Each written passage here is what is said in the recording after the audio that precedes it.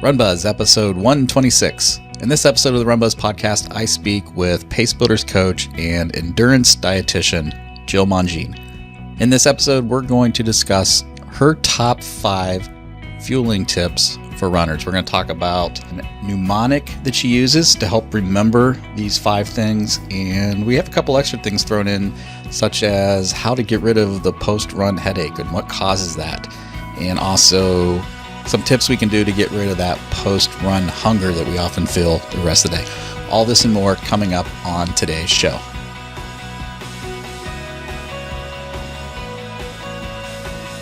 Hey everybody, welcome back to another edition of the RunBuzz podcast. I am Steve Carmichael. I'm glad to be with you today. And I have on the podcast Jill Mongene. Jill is a PaceBuilders coach, coaches with our PaceBuilders program over at runbuzz.com, and she's also an endurance dietitian. And today she's brought 5 of her top tips when it comes to fueling and running, and lots of information packed in here. We're going to talk about a lot of stuff, and I think you're going to come away with some great takeaways on today's episode. So without further ado, I'm going to jump in right now with Jill. Hi, Jill. Welcome back. Hi, Steve. So why don't you talk a little bit about what is it we're going to talk about tonight? Oh, we're going to talk about top 5 fueling tips for runners. Awesome. So we know the importance of nutrition with fueling, especially for endurance athletes. And so why don't we jump into the first one? And let's actually, before we jump in the first one, talk a little bit packed in here.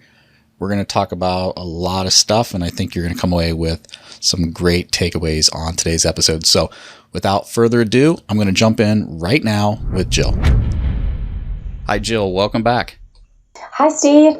So why don't you talk a little bit about what is it we're going to talk about tonight? Oh, we're going to talk about top 5 fueling tips for runners. Awesome. So we know the importance of nutrition with fueling, especially for endurance athletes. And so why don't we jump into the first one? And let's actually, before we jump in the first one, talk a little bit about why nutrition is so important, particularly for runners, and just at a high level. Okay. So when you think about nutrition, so a couple different terms that I always use with runners or even athletes. I think about nutrition as fueling. So your body is like a car. You want to put fuel into it. So nutrition is fuel. Fuel is important because it keeps you going. The quality of the fuel that you put in, think about your high octane in your sports car. You're going to get a better burn rate. You're going to get a more efficient car. So putting in better fuel to your body is going to get a more efficient runner, a runner that can go longer duration, and of course more efficient as well. Not as much waste products. So thinking about maybe, excuse me for a second, but to say going in the toilet, any kind of products leaving your body pretty quickly, and all the garbage. And then fueling is also important because it helps to get rid of injuries. So thinking about also qualities of food every day. Your body might not operate as efficiently as it needs to. So, for instance, talk about if you're on a training run and you hear someone say, oh, I just recently had a stress fracture. Well, why might you have had a stress fracture? Are you eating enough calcium? Are you getting in the proper amounts of fruits and vegetables and all those type of nutrients that your body needs? Why did that bone react the way it did and have a stress fracture? That's why fueling is so important. That's why nutrition is so important. Making sure that the body is operating at the optimal level. And not just for preventative, but also for recovery, right? It's important. So absolutely. So let's jump in. You had what you consider your top 5 fueling tips, and let's go through those one by one and discuss them a little bit. So why don't you introduce the first one? Okay. So I'm a big person on mnemonics. So I put these in the order so that you can easily remember these. After you're done listening to the podcast today, you can go back and you can say cheat, which in our world, as far as fueling or food goes, when we say cheat, we think, oh gosh, I'm going to have some terrible foods. not the case here. So think about the word C, carbs. What do you need to be able to fuel your body properly? You're going to need carbohydrates. You need carbohydrates because your brain only operates on carbohydrates.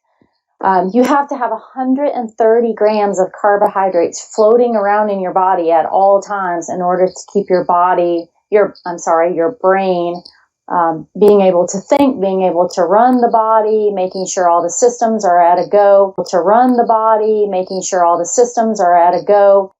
So think about what happens if you don't have enough carbohydrates. You might be really fatigued. You might not be able to remember where you're supposed to be at a certain time. You might just have all kinds of troubles. Maybe you're having trouble breathing. Your brain is the center of everything. It runs your entire body. So having enough carbs. And then think about, well, you're talking all about carbs, but how do I know how many carbs I need to have? And what we usually say is about 45 to 65% of your daily diet needs to be carbohydrates. So if you were to look at a plate, looking at your dinner plate, you could cut that into pie shapes and think about 45 to 65%. If you wanted to go with a round number, you could just go with 50%, half of your plate being carbohydrates. I have a question.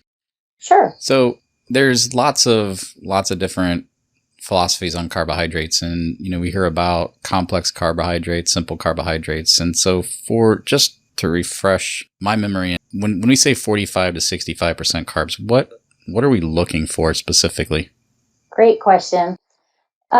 Different types of things for different situations. So for instance, if you're going to a race this weekend, say you're running a half marathon on Sunday, you're going to look for carbohydrates that are called simple carbohydrates. So something that's going to get into your blood sugar very quickly, because your body is all going to be about running those legs to get to the finish line. So you'll want to have simple carbohydrates on race day when you're going fast. Simple carbohydrates might be some gummy bears, might be some of those goo packets or gel packets, could be some like a drink, like a Gatorade drink. Trying to think of other products. I'm going to throw some crazy things out there. Coca-Cola, Pepsi-Cola. You do see some people drinking that during races. So that would be simple carbs. Your complex carbohydrates are going to be things for during the week when you're sitting down at the table to eat your meals. You want things that are going to be slowly digestible, things that have fiber in them. For instance, an awesome baked potato, maybe a cup of rice, your fruits and vegetables. Those are great complex carbohydrates. So think about you're eating an apple. Your stomach has to break the entire apple down into little chunks to be able to be digested, and then it has to take out the fiber to push that through your body. So complex carbohydrates, something to think about. It's going to last a long time in your body. It's going to keep you full quite a long time. You wouldn't really want to pack an apple and eat on half marathon now, would you? Might be a little hard. Might be a little hard to. I would pack a bratwurst and maybe a pizza and cheeseburger, but that's just me. I have an iron stomach, so I get hungry. Question. So with carbohydrates specifically, we know when it comes to things like fruits and vegetables, we don't necessarily want to drink our fruit, right? We want fruit that's going to have fiber in it, and we want, when we're eating a bad name, right? There's all these low carb diets. Now we're not going to go into low carb. That's a whole other topic for another day. But when I'm choosing to fill up my 50% or 65% of my plate for the normal meals from day to day, do I want to pick carbohydrates that are high in fiber? Do I care? Do I just care where I get my fiber anyways? Like, to balance that 65% out, we know we want complex carbs, but is there anything specifically, or is it just more important to get complex carbs in us? You definitely want to think about complex carbs that have good sources of fiber. If you are not getting enough fiber in, think about where your food's going. So if you're eating a carbohydrate, I'm going to take, let's take white bread. I love a good peanut butter sandwich on white bread. It reminds me of my childhood. However, that white bread might get stuck in my gut for a few days because it doesn't have a lot of fiber. So it's going to just sit in there and kind of mill around. All the nutrients are going to go out. But there's not going to be anything to push it through to get it to the end zone. And the end zone meaning the bathroom. Well, I didn't expect us to go there that quick, but now that we're there, we're going to talk about poop. That's right. We're there.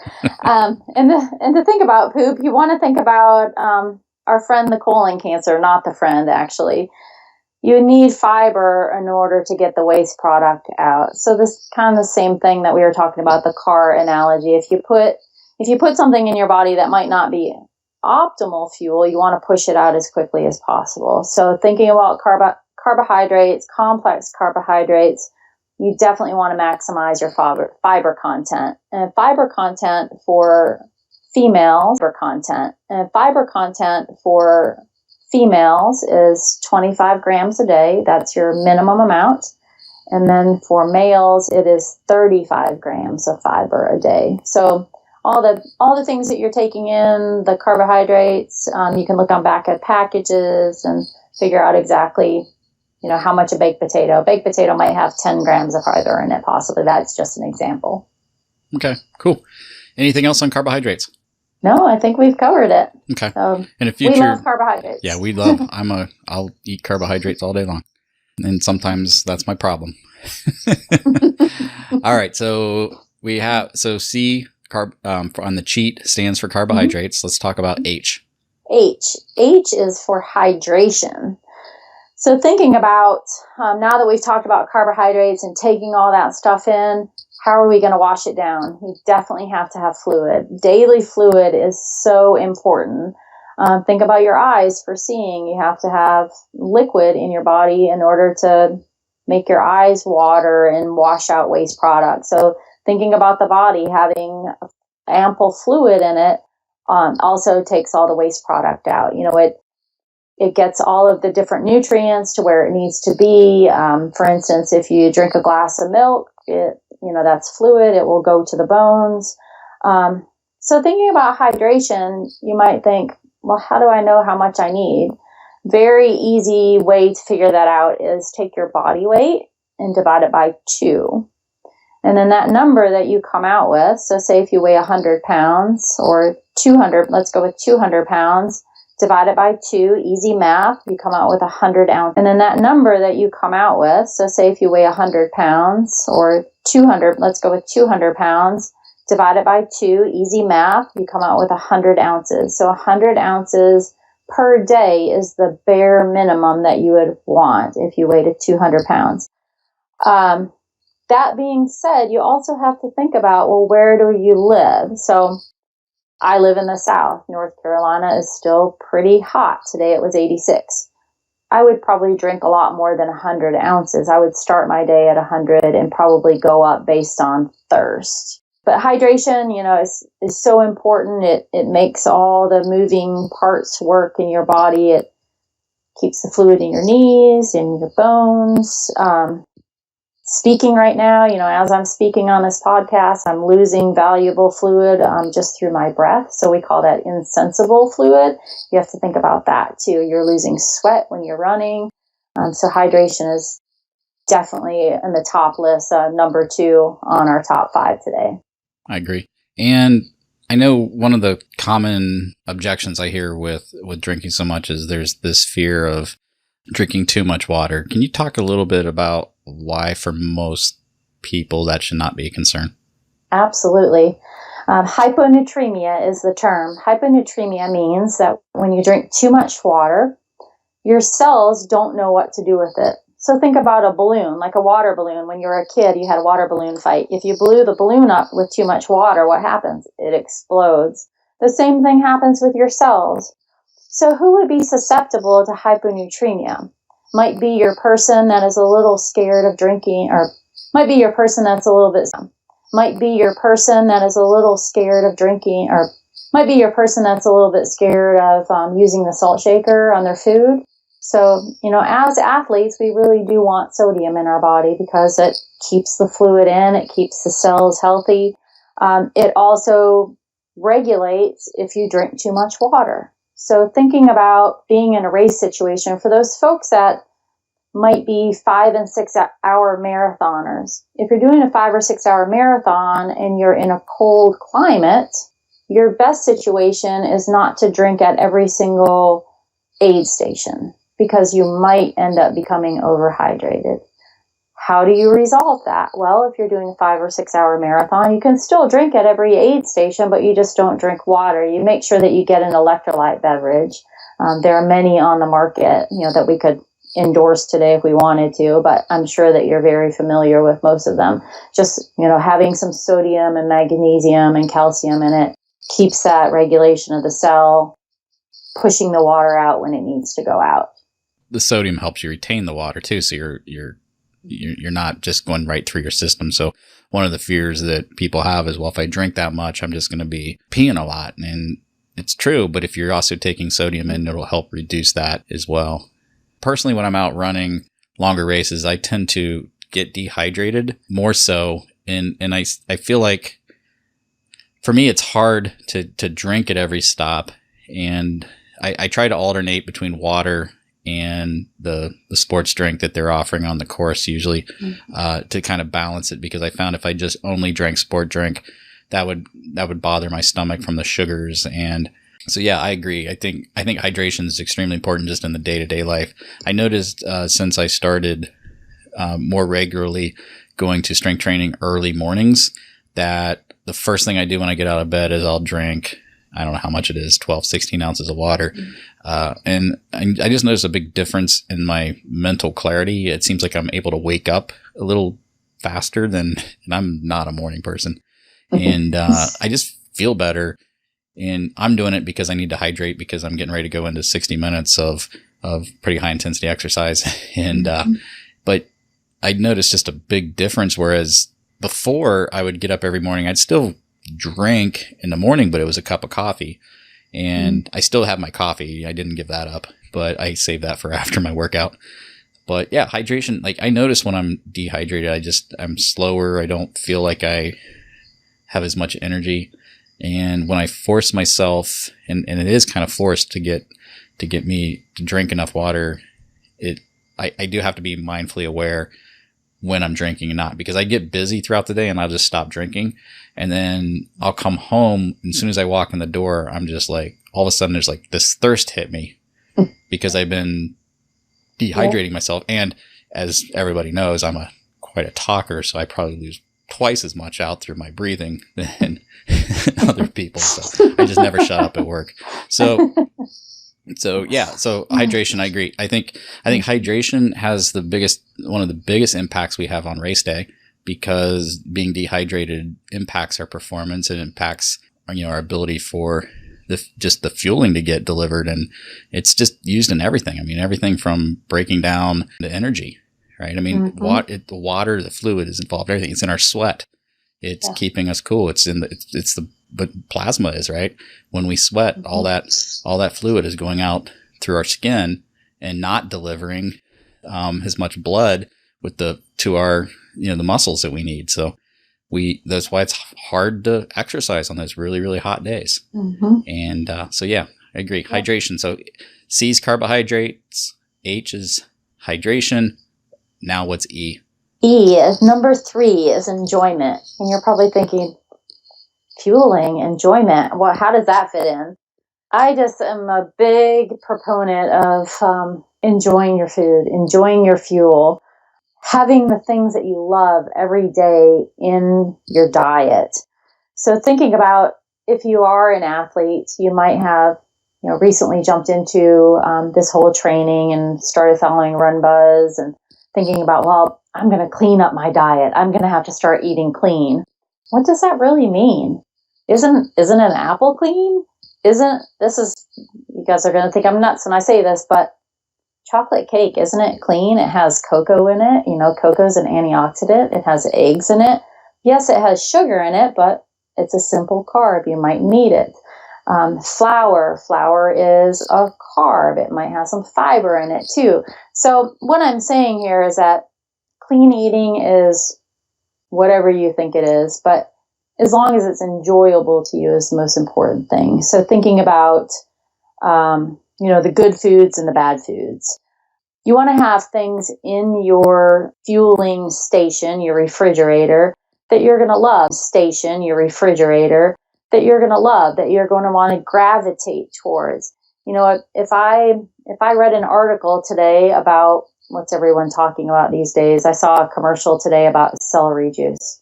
Steve, do you love celery juice? Have you tried it at all? I have. I bought one of those like $300 Breville juicer things, and I thought I'm going to drink all my healthy calories till I realized all the chemicals in our vegetables. And then I went out and bought a whole bunch of celery stalks, and I shoved the whole thing down into the juicer. And after I put about 40 pounds of vegetables through it, I got about 8 ounces of juice that tasted like, let's just say I don't like celery juice.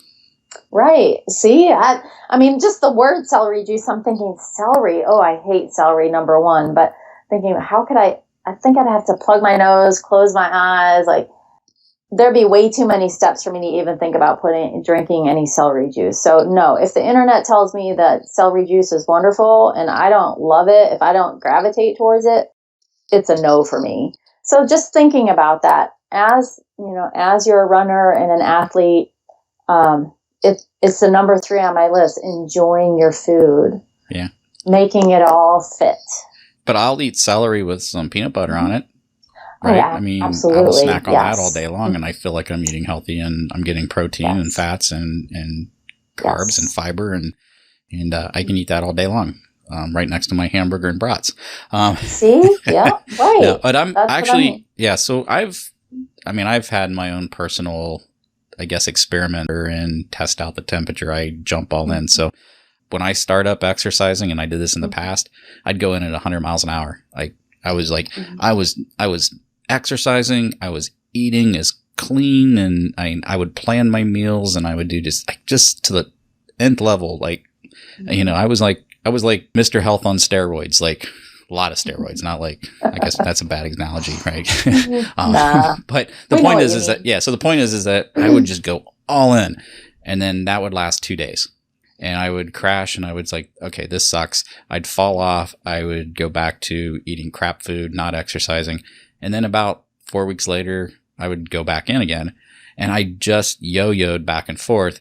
And then I would say, okay, well, I knew better. I'm like, I'm not going to do this time, right? I'm going to make small atomic changes. And, which, by the way, if anybody's ever read the book Atomic Habits, it's a great book. Get the audiobook. I'm going through that right now. Anyways, small, tiny little changes. And I thought, okay, well, I'll do that. That's the right way, right? But doggone it, like, I'll sit there and one of these days, I'll be like at the grocery store, and whatever reason, I'll be in a mood, and I'll buy a bunch of, okay, here I'm going right back to eating perfect again. Last me maybe a day and a half this time. Yeah. And we just train ourselves to yo-yo back and forth. And I think we see this with a lot of popular diets. Again, I don't want to go down that rabbit hole, but I've tried them. I've tried the ones that had the numbers in it, and talks about eating certain types of whole foods. I've tried all the different low carb and all the different things, and again, they had certain aspects of it, different low carb and all the different things, and again, they had certain aspects of it that were okay, but I just found myself going down into such a level of depriving myself and just not enjoying it. At the end of the day, I mean, aspect of eating, it's a social activity in a lot of cases, right? Mm-hmm. Do you really want to be the person sitting at home and avoiding all your friends? Mm-hmm. That one night a week that somebody decides, hey, let's go get together and go eat something. It's like, that one meal is not going to hurt you. It's those day in, day out poor habits that hurt us. And I have them, trust me. Nutrition is my hardest thing. And, but at the same time, it's like, I don't want to go through life eating or drinking celery juice and, eating like like a rabbit. It's like, I want to enjoy my food. And I think you can enjoy your food and certainly reach all the goals that you want to reach, so. Absolutely. Food is very emotional. So when you think about that, also remember that enjoyment, emotions, eat your food so that it does bring great emotions to you, so that it brings joy to you. Emotions is a great word too, because a lot of times when we have issues with eating, it's usually not the food that's the problem. It's not there's some underlying reason, right? And again, that's a whole other conversation. It's like you have to fix the underlying stuff. And a lot of times it's in our subconscious mind. It's like we all want to do things, but we all have things that happen in our life and ways that we think and ways that we have trained our brain to jump in and sometimes short circuit eating. And for me and everybody who's listened, and Jill, I don't know if you've ever heard me say, but I have a real problem sometimes with habitual eating. It's a certain time of day. I go make a bowl of popcorn. Every day, whether I'm hungry or not. Now, I don't do it every day, and I've gotten more self-aware, but I tend to fall back into those things. But I also really enjoy that bowl of popcorn. So I just have to figure out how to control it a little better. Well, think about it this way. So I'll give you a takeaway. So popcorn is a wonderful snack. It's fiber. It's very low calorie. It is a carb. The whole bowl, though? Like the whole... popcorn's very low calorie, very low calorie. You could probably have a bowl the size of your computer and it would not be very many calories. So All right, so you just justified my habitual eating. I like that as well. I absolutely did. I absolutely did, because I have a thing with M&Ms, and anyone that knows me, I have a thing with M&Ms, and I carry a little container in my purse every day, and I have M&Ms everywhere I go. And when I feel that need, I pull them out. It might be at 7 o'clock in the morning, and everyone teases me about it, and I really don't care. It doesn't. Yeah, that's not going to hurt you. We have it's my trigger. Yeah, so. we have a bowl of M&Ms always on our countertop at home too. I'm just afraid to put my hand in it because I have teenagers coming in and out of the house, and who knows what nastiness they're putting in that bowl. There you go. So I have my own private stash.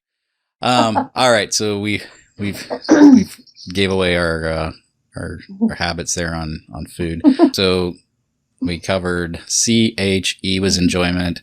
What's A? A. Number 4 is aging. E was enjoyment. What's A? A. Number 4 is aging. Oh, okay. I'm out of here. Oh, we're I don't know what this is going with. So this is just something to kind of put a bug in your ear and think about. So why do we run, or why are we athletes? Very many reasons as to why we started down this running journey. Just thinking about aging overall, running definitely keeps you younger, makes the blood flow better, it decreases all of your lab values, so it makes you healthier. But also, what might it be doing if you're doing too much running, or you're running too hard at times? For those folks that are what I might call race junkies, folks that are out racing every single weekend, doing tempo runs and track workouts and just logging the miles like crazy. There's a little term that we use in the dietetic field called oxidative stress. What in the world does that mean? Oxidative stress, so you think about going back to the cell again. So for instance, when your foot is hitting the pavement, you might have heard before that when your foot hits the pavement, your red blood cells are breaking. So they're breaking into little pieces. And then, of course, you've got the waste product from the red blood cells that are going, wherever. Well, some of those little pieces get stuck and they get to stay in your system. And you have to think about, well, how in the world do they ever get out? Well, sometimes they don't get out. And the reason why they don't get out is because you don't have enough of the fighter cells, what we will call antioxidants. Easier term to think about is fruits and vegetables. So if you're not a very good fruits and vegetables eater, you might have some oxidative stress going on in your body. How would you know this? You might know it just from some inflammation. So for instance, I talked to a client recently that said well, I have certain days where like my elbows and my knees hurt, or I came up with this really strange rash on the palm of my hand. Oxidative stress. After looking at her diet recall, noticed that not a lot going on with the fruits and vegetables in her diet. So just thinking about that, thinking about aging, you want to be able to age as healthily as you can. So making sure that you're getting in a good amount of fruits and vegetables. You'll want to have, as many as possible. The U.S. government, USDA, U.S. Department of Agriculture says 7.5 cups a day. So think about that. If your fist is 1 cup, how can you honestly, that's like a full-time job, sitting at your desk all day, munching on fruits and vegetables. So just doing your best job that you can to get in as much as you can. And, like you were talking about earlier, Steve, the juicing, you mentioned doing juicing. Is it good for you? Is it not?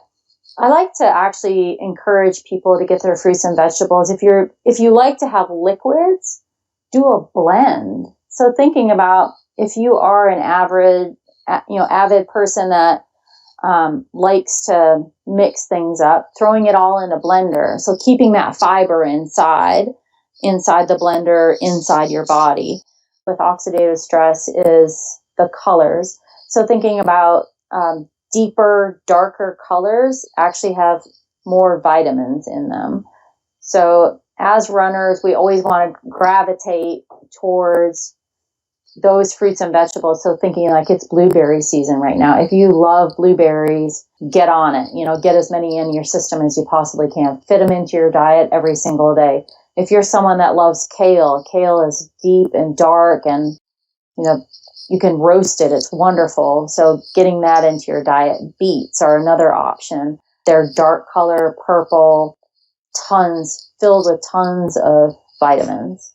So recently I went to, I had a knee x-ray done because stupid me, twisted my knee off the side of a running trail about 8 weeks ago. And not actually running, but at a water stop. So leave it to me. A whole bunch of bikes came through, and they were training for the Peloton race, I assume, because there was a bunch of them. And I saw them coming, and I was like, I'm going to step off the trail, get out of their way. And we were at a water stop anyway, so we weren't like really doing anything. And anyways, I had really, really bad pain and had trouble walking for a few days, and it wasn't getting better. And I went in to have it x-rayed because I thought maybe I had torn a meniscus or torn the ligament or did something, and because it was quite painful. I couldn't even walk up and down stairs. Even the slight curvature of my backyard, just taking the dog out, I almost didn't make it back up the hill, and it's not even a hill. It's not like a hill like most people would call hills. It's like maybe a 2-degree slope. And anyways, long story short, I went to sports medicine, made an appointment with the sports doc, and as part of the before I saw him, he wasn't made an appointment with the sports doc, and as part of the before I saw him, he wanted me to get x-rays, and so he took my x-rays, and I also was a little concerned because my father has really bad arthritis, and I had been having some just general soreness in the knees, and some days were worse than others, and some days, and I thought, okay, well, here it is. I'm hitting that age where I got to be concerned about such things. And my father has, like I said, he has really bad arthritis, and I tend to get things about 20 years before he does, which is even more concerning. But anyways, I went in, I got the x-ray, and the doctor's like, you got the knees of a 20-year-old. Oh my gosh. And I was like, awesome, I think.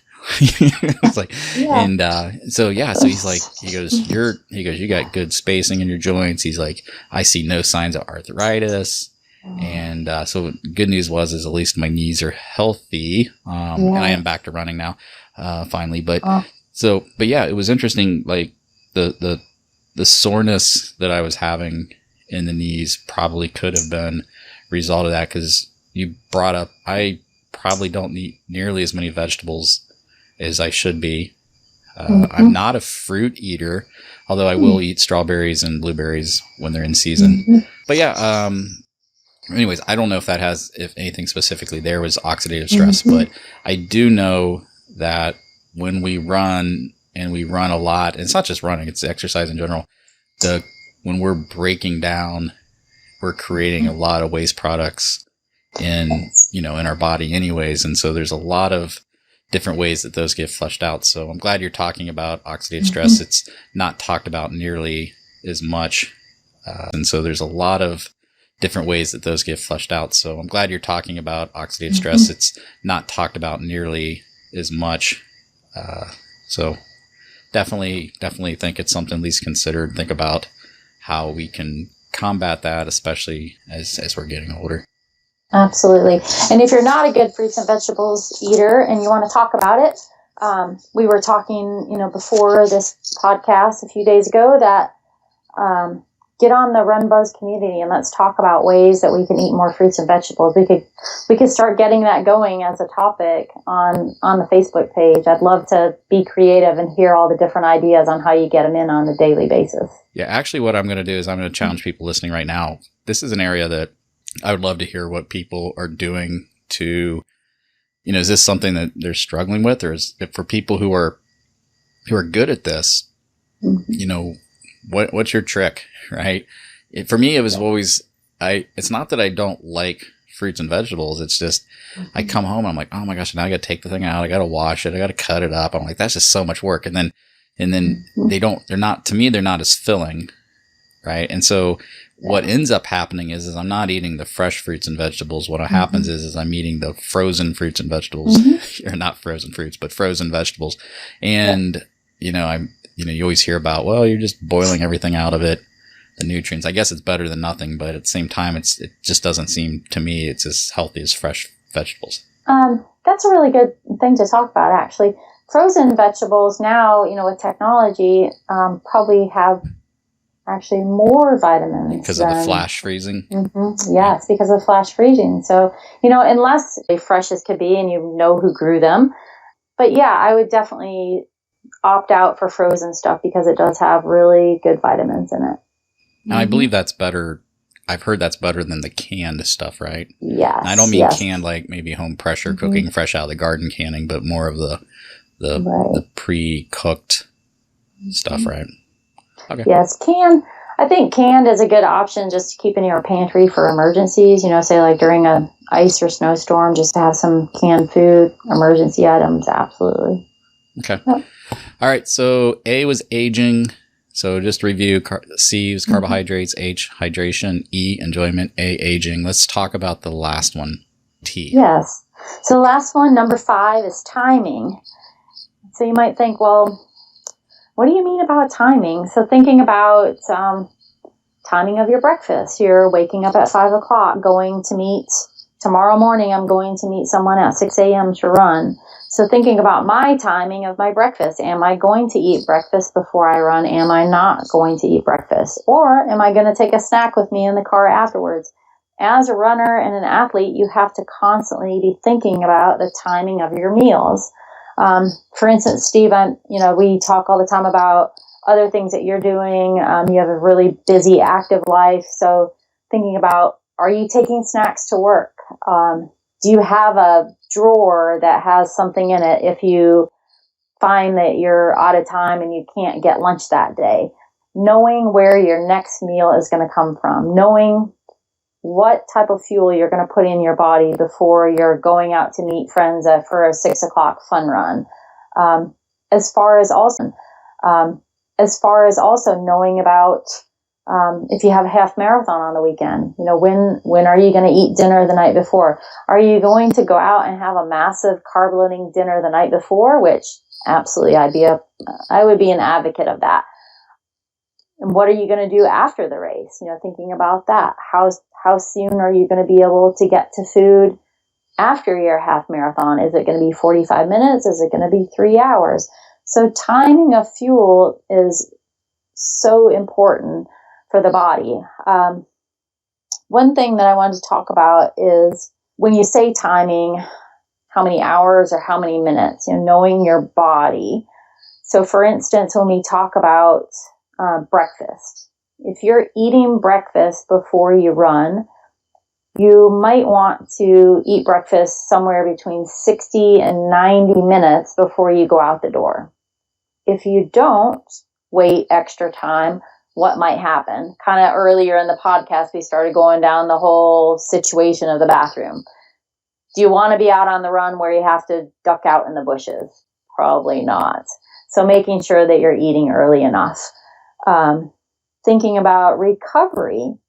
So we usually say about 45 minutes after your run is when you want to have your recovery meal. Why the 45 minutes? Is that just a number that we pull out of our head?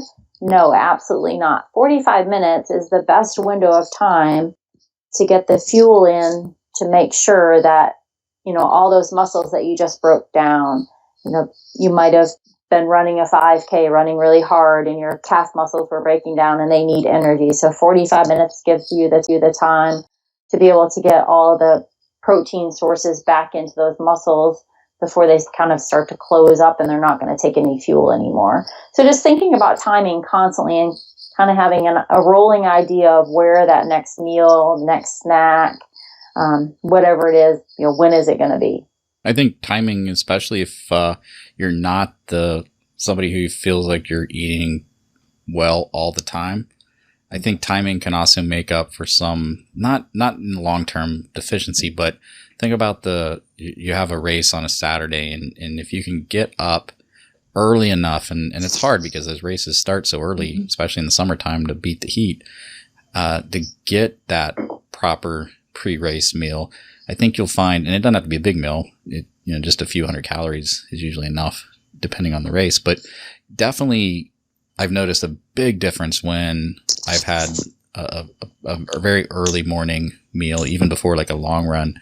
I will get up early enough, and that's hard for me, again, getting up that early to do it, but I feel so much more energetic during the run. And then timing is important during the run for the delivery of refueling on runs. This is more for the half and full marathons runners, but generally if you're running under an hour, right, you're not fueling during the run. There's not a need to. You have enough on you to get through that. But the post run, which is not just getting that carbohydrate, or not just the protein, but the carbohydrate as well, because the carbohydrate replacement is so important during that first half hour to 45 minutes, that if you don't, then what happens is it can take 2 days sometimes.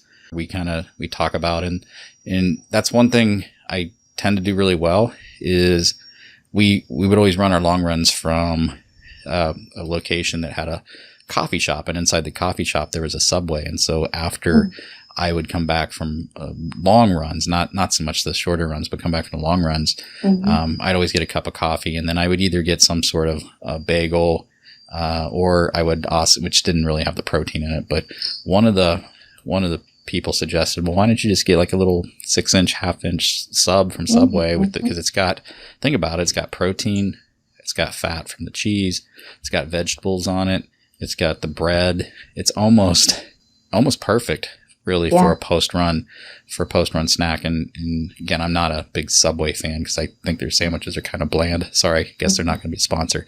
But that's okay, whereas we're going after the pizza places.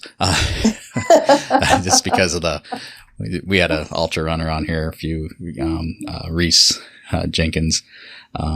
He actually just ran the Badwater. He's been a guest on multiple times, him and his brother Scott.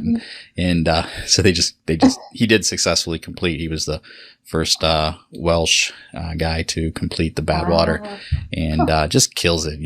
He's a guy who runs across Europe, runs across Iceland, runs across America. It's like he just runs across stuff, and not the coolest guys ever. They've been on the podcast a few times. And anyways, he was talking about pizza and having pizzas delivered, and so we talked about trying to get them. He was like, "Yeah, I love coming to America. You guys got Donato's," and we can just I'm thinking, Donato's, really?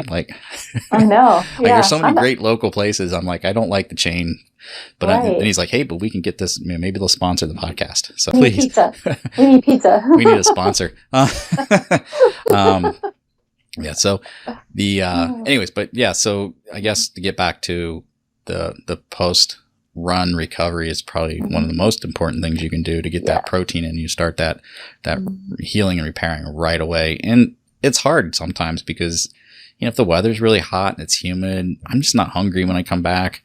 And you don't have to eat right away, but try to get something in you, especially getting the hydration and start rehydrating immediately. Most people can tolerate that.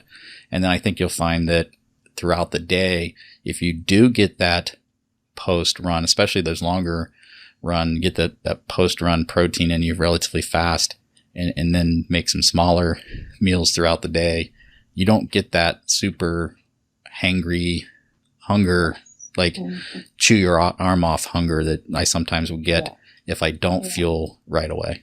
So. Yes. Or that massive headache. A bunch of us went to a race last Saturday, and little Miss Dietitian here had her little lunch bag and was snacking at the finish line, but there were some others that didn't quite fuel optimally, and after checking, it was like, oh, I had a headache all day. Oh, I was in bed all day. So yeah, really recovery is key. So let me ask you this, since you brought it up. Yeah. I hear that a lot. So I've always attributed that to hydration, the headache. Is that also from the fueling, or do you think it's a mix, or do you know what that is? I think it's a mix. Yeah, I think it's a mix. So there's a couple different things. One, it could be body-related heart rate. So if you're going above your threshold heart rate, so I'll use myself for an example. I went out for a 10K race that I was... The fueling, or do you think it's a mix, or do you know what that is? I think it's a mix. Yeah, I think it's a mix. So there's a couple different things. One, it could be body-related heart rate. So if you're going above your threshold heart rate, so I'll use myself for an example. I went out for a 10K race that I was not trained for, and I ran at about 180 beats a minute on my heart rate, which was way in excess of what I was able to do. So yeah, I had a little headache later on in the afternoon.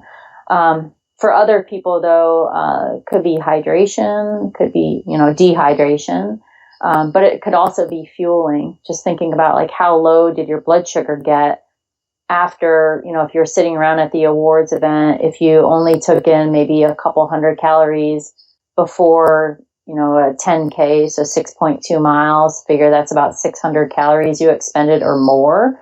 You only took in 300, for the whole day, you were already depleted. So your body's having to break down maybe muscles and bones, who knows, based on your body composition. If you have a good amount of fat, then it's breaking down fat. But it's going through a heavy process if you're under fueled and under recovered. So yes, that could also create a headache just from, blood sugar dipping down. So there's, when I was in my 20s, I had a lot of headaches after exercise, and I related it back to dehydration. But now in my 50s, I know for sure that I'm running over top of my normal heart rate. So you kind of have to rule things out. Sure.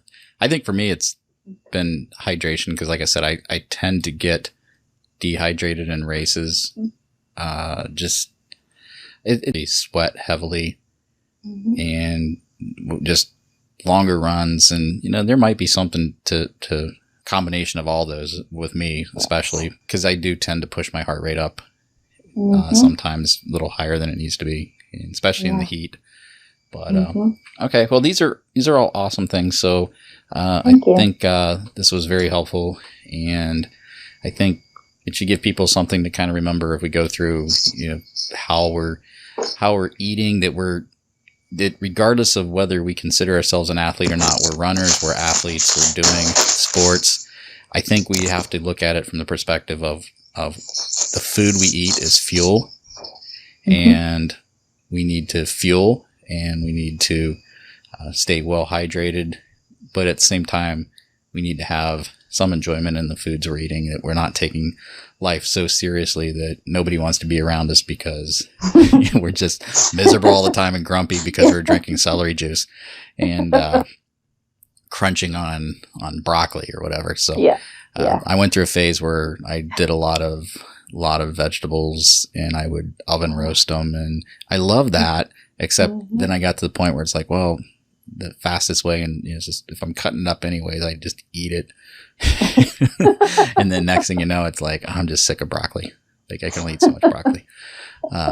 But anyways, so yeah, I think, obviously these are all great things. The oxidative stress is certainly not talked about nearly as much, and rightfully so, because it gets a little scientifically and geeky, but we don't have to make anything that tough that we can't simplify it and just still get the same benefit out of it. And actually with fueling, timing during races, and timing of recovery. And so I think those are all Oh, great tips. So I want to wrap this up. We're running a little bit towards the long side, so I want to start wrapping this up. One thing I want to encourage people to think about is that the power of nutrition. I mean, if we know runners get injured a lot. A lot of people struggle with injuries, and when you're injured, the nutrition you have to go at it a couple different ways. Nutrition's a huge piece of this. It's a huge piece of our recovery. It's a huge piece of the preventiveness. It's just better for our health in general. And so I don't want to, come across and say, oh, well, everything's based on nutrition, but it kind of is, right? It's what's fueling our entire body. Yeah. And it really makes a huge difference. And so if you're somebody that's off injured, take that same frustration of being injured and apply it in a positive way and say, how can I eat better? How can I rest better? How can I sleep better? How can I hydrate better? And I think what you're going to find is you're going to find that you're going to recover faster. And our body will not recover if it's not fueled properly. And so it just applies to so many things, from performance during runs and races to how we recover. Are we going to recover properly so that we're fueled and ready to go and all our stuff is healed up for that next run? So it's just so important. And so if this is something that you're struggling with, this is something that we can offer now that I couldn't offer 2 months ago. And that is to work with Jill. If this is something that you're struggling with, this is something that we can offer now that I couldn't offer 2 months ago. And that is to work with Jill on the nutrition side. So even if you don't need to come to us through the training, you feel like your training's under control, but you want help on the nutrition side, certainly reach out to us. I can get you guys in contact. Obviously, we would love to be able to put all the pieces together, from the training to the nutrition to the mindset to the strength training and all that, and we can do that certainly through PaceBuilders. But if you are struggling with, well, what should I be doing? How should I be doing this? And in a practical way too, right? Because one of the things I always thought about was when I thought of nutrition, Joe, I always thought, well, if I'm going to go see a nutritionist, right? They're going to make me eat salads and they're going to make me eat, all this kind of stuff, right? And it's not that way, because I've seen you work now with a few of your clients, and you're doing very practical, easy things, because if they're not easy, we won't do it. No, you're not. Especially guys, like if it, like literally, like it's too hard for me to get out and cut up vegetables, right? Yeah, no. So I just, it's gotta be silly easy. And so we tend to, as humans, overcomplicate and make our lives messier, and it has to be by just simplifying it. And so just some of the tips that we talked about in the last podcast when we were together, and this one as well, is just been simple little things that you can do to make small improvements.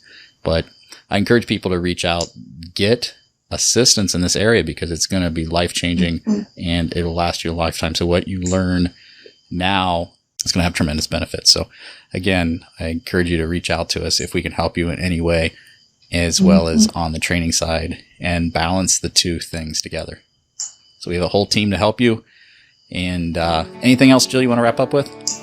I just encourage everyone after the podcast, once you've listened to it, go back to RunBuzz community on Facebook and let's talk about the tips. Let's post comments and encourage each other. On our last podcast together, we got some great tips on water that we talked about. And I just want to see everybody interacting and just sharing all their information so that we can be a better community. Absolutely. Agree with that 1,000%. All right. Jill, let's wrap it up. And everybody, thank you so much for listening again. If we can be of any help, head over to runbuzz.com. Check out our PaceBuilders program. You can reach out to any of us through that. And if you have any questions, we are in the Facebook group. So go to Facebook, search for RunBuzz, like the page, because the page will be the first thing that pops up usually. And then join the group and be sure to make sure